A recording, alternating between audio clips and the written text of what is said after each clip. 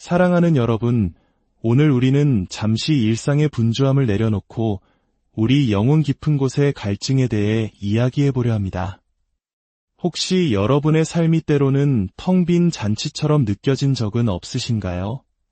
웃고 떠들고 있지만 마음 한구석이 허전하고 무언가 가장 중요한 것이 빠진 듯한 그런 느낌 말입니다. 오늘 이야기는 바로 그 텅 빈 자리를 채우는 놀라운 기적에 관한 것입니다. 이 이야기가 여러분의 마음에 울림을 준다면 잠시 시간을 내어 구독과 좋아요를 눌러주세요. 여러분의 작은 행동이 하나님의 은혜가 필요한 또 다른 영혼에게 이 메시지를 전하는 귀한 통로가 될 수 있습니다. 이 말씀을 듣는 모든 분들의 삶에 하나님의 평강이 함께하기를 기도합니다. 이야기는 지금으로부터 약 2000년 전 가나라는 작은 마을의 한 결혼식장에서 시작됩니다.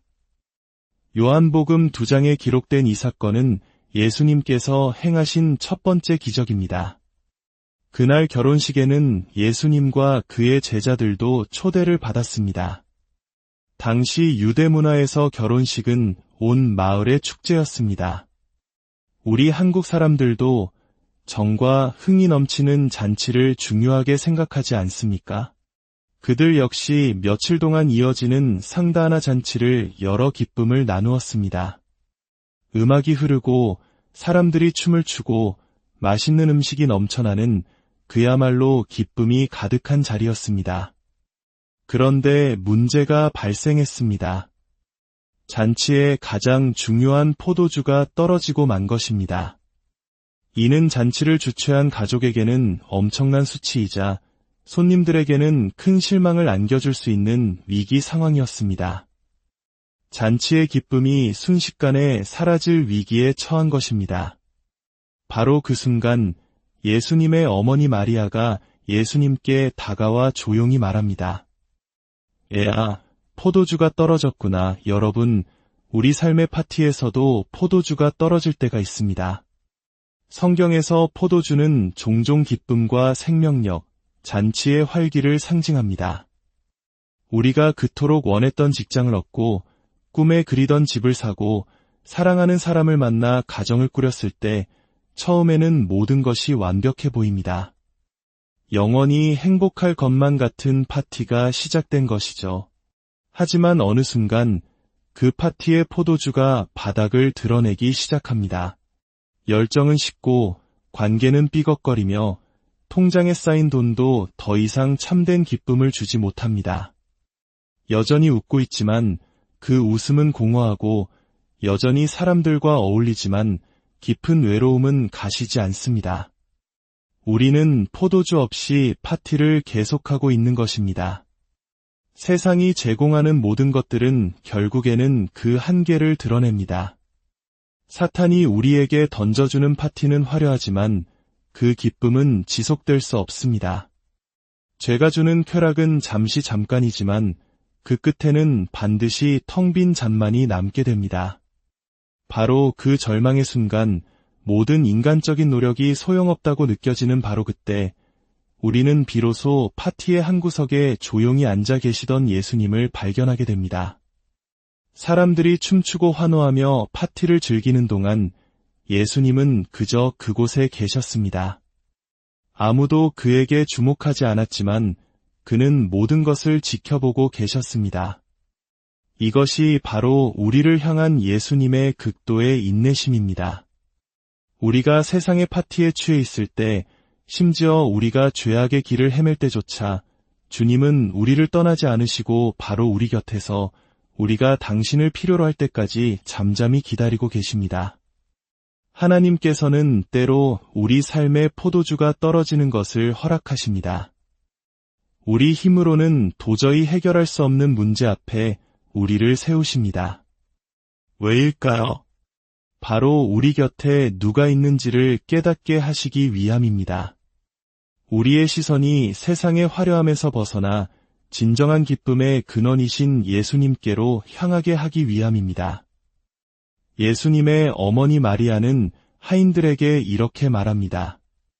무엇을 시키시든지 그대로 하라. 이것이 기적의 시작입니다. 예수님은 하인들에게 유대인들의 정결 예식에 사용되는 돌 항아리 6개에 물을 가득 채우라고 말씀하십니다. 이 돌 항아리들은 낡고 오래된 종교적 관습을 상징합니다. 기쁨과 생명력이 사라진 채 형식만 남은 우리의 신앙생활을 보여주는 것과 같습니다. 예수님은 그 텅 빈 항아리에 포도즙이 아닌 가장 평범하고 아무 맛도 없는 물을 채우라고 하십니다. 만약 포도를 가져오라고 하셨다면 그것이 포도주가 되는 것을 어느 정도 이해할 수 있었을 것입니다. 하지만 물은 스스로의 힘으로는 결코 포도주가 될 수 없습니다. 물은 약하지만 포도주는 강합니다. 물은 값싸지만 좋은 포도주는 귀합니다. 물은 무미건조하지만 포도주는 사람을 취하게 하는 힘이 있습니다. 이는 우리 자신을 상징합니다. 우리의 의로움, 우리의 노력, 우리의 선행은 하나님 앞에서 밍밍한 물과 같습니다. 그것만으로는 결코 참된 기쁨과 생명을 만들어낼 수 없습니다. 하인들이 항아리 아기까지 물을 가득 채우자 예수님께서 말씀하십니다. 이제는 떠서 연회장에게 갖다 주어라. 성경은 언제, 어떻게 물이 포도주로 변했는지 정확히 설명하지 않습니다. 다만 한 가지 힌트를 줍니다. 하인들이 물을 떠서 다른 그릇에 붓고 연회장에게 가져가는 그 과정 속에서 바로 예수님의 임재와 능력 안에서 놀라운 변화가 일어났다는 것입니다. 이것이 바로 오늘 우리가 이야기하고자 하는 핵심입니다. 우리의 삶이 맹물처럼 무미건조하고 연약할지라도 우리가 예수님의 임재 안으로 들어갈 때, 그분의 능력이 우리를 덮을 때 우리는 상상할 수 없는 존재로 변화될 수 있습니다. 패배는 승리로, 슬픔은 기쁨으로, 절망은 소망으로 변화되는 기적이 일어나는 것입니다. 연회장은 하인들이 가져온 포도주를 맛보고는 깜짝 놀랍니다. 그리고 신랑을 불러 이렇게 말합니다. 사람마다 먼저 좋은 포도주를 내고 취한 후에 낮은 것을 내거늘 그대는 지금까지 최고의 포도주를 남겨두었더라. 세상의 파티는 언제나 최고의 것을 먼저 보여주고 시간이 갈수록 시시해집니다. 하지만 하나님께서 주시는 파티는 다릅니다. 주님은 가장 좋은 것을 마지막을 위해 남겨두십니다. 여러분, 가나 혼인잔치의 기적은 단지 물을 포도주로 바꾼 사건으로 끝나지 않습니다. 이것은 앞으로 올 더 위대한 기적에 대한 예고편이었습니다. 예수님은 이 땅에 계시는 동안 수많은 기적을 행하시고 우리를 위로하시고 폭풍 속에서 우리를 지켜주셨습니다. 제자들은 예수님이야말로 최고의 포도주라고 생각했을 것입니다. 하지만 예수님은 하늘로 올라가시기 전 제자들에게 약속하십니다.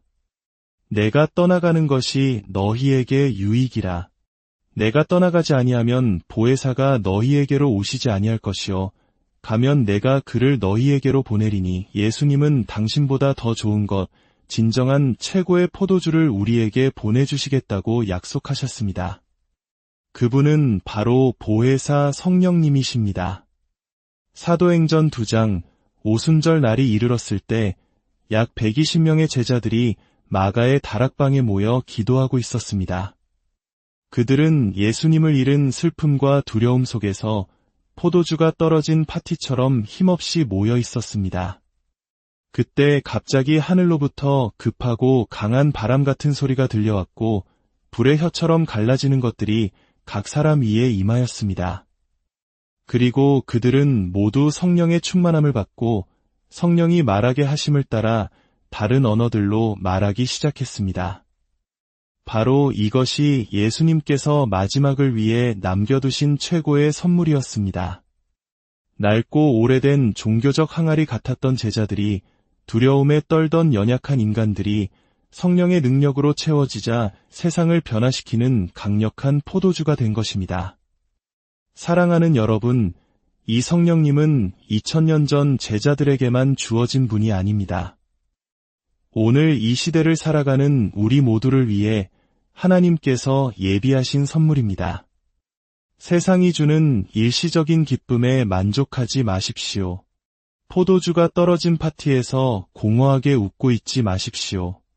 혹시 지금 여러분의 삶이라는 잔치에 포도주가 떨어졌다고 느끼고 계신가요? 결혼 생활에, 자녀와의 관계에, 여러분의 직장과 사업의 기쁨이 사라졌나요? 심지어 하나님을 향한 여러분의 신앙생활마저 형식만 남은 맹물처럼 느껴지시나요? 그렇다면 이제 여러분의 낡은 항아리를 주님께로 가져오십시오. 여러분의 연약함, 부족함, 죄악을 있는 그대로 주님 앞에 내어놓으십시오. 그리고 간절히 구하십시오.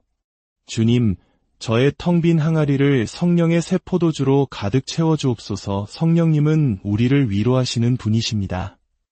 사랑하는 사람을 떠나보낸 슬픔 속에서 깊은 밤 잠 못 이루고 고통스러워할 때, 세상의 무거운 짐에 눌려 신음할 때, 그분은 우리 곁에 오셔서 우리를 안아주십니다.